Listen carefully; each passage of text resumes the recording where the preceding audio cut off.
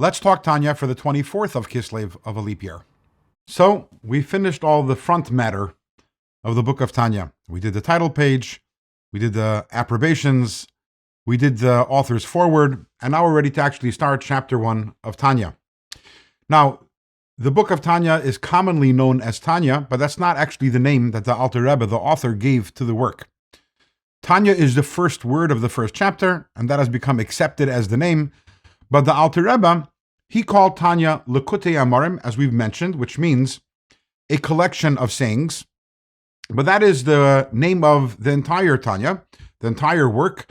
And actually, Tanya has 5 different sections to it. And the first one, it is called Sefer Shel Beinanim. It is the book of the Beinani. So it is Likutei Amarim, but the first part of Likutei Amarim is called Sefer Shel Beinanim, which means the book of the Beinani. A Beinani translates literally as an intermediate. In the works of the sages, we have described 3 people. There's the tzaddik, commonly translated as the righteous person. There is the rasha, commonly translated as the wicked person. And then there is the Beinani, somewhere in between, the intermediate. But what exactly is this Beinani? We have to really understand, what is a tzaddik? What is a rasha? What is the righteous person? What is the wicked person? What does it mean to be in between? So the common understanding is that the tzaddik is someone who has only mitzvahs, always does the right thing. The rasha is the person who is busy doing averis, sinning all the time. And the Beinani, the intermediate, is somewhere in between. Someone who does mitzvahs some of the time, and some of the time does averis. And that is an understanding which the Alter Rebbe will negate. The Alter Rebbe is saying that doesn't really encapsulate or capture the truth of what the Beinani is. In fact, it doesn't even capture what a tzaddik is and what a rasha is. The Alter Rebbe tells us that the word rasha is a halachic term. The word a wicked person. There's a halachic definition for what a rasha is. And what is that definition? Anyone who has sinned, anyone who has even a single sin, even if it's a minor sin. The Alter Rebbe gives an example, even if it's bittul Torah. A person, instead of studying Torah, a person was wasting his time. That person is called a rasha. It's called a wicked person. So, if a rasha is someone who has even a single sin, then what is a Beinani?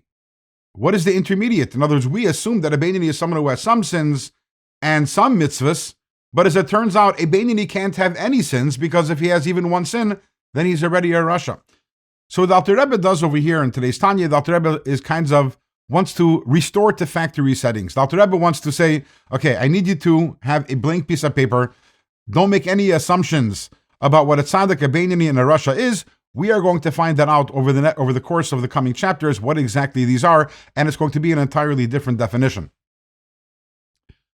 Now, although I'm jumping a bit ahead of myself and a bit ahead of today's Tanya, what we're going to find out is that the Beinani is someone who is perfect in their behavior, but is not perfect internally. It's a person who struggles internally. Person has to contend with their yetzer hara, with their animalistic self.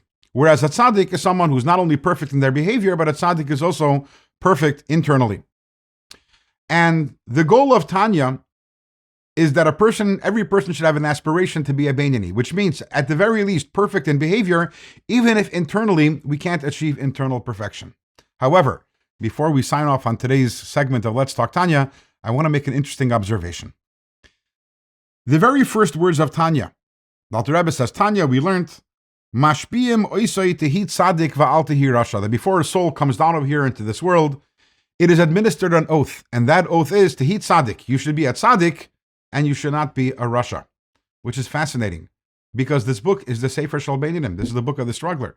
And yet, the first words of Tanya are reminding us of the oath that every single one of us, our souls made before our souls came down into our bodies, in which we promise to be a tzaddik. And it would seem that there's a message over here the Alter Rebbe is telling us that yes, our aspiration in life, our expectation in life is to be a Beinani, is to have perfection in behavior, as opposed to internal perfection. We may not achieve that. But at the same time, we also cannot neglect our striving to be a tzaddik. We also would like to accomplish internal perfection to the extent possible for us. And that's why Tanya, which is the book of the Beinanim, also will be talking about how to try to become more perfect also internally. In tomorrow's Tanya, the Alter Rebbe will give us a little better understanding about what is a tzaddik and what is a Beinani.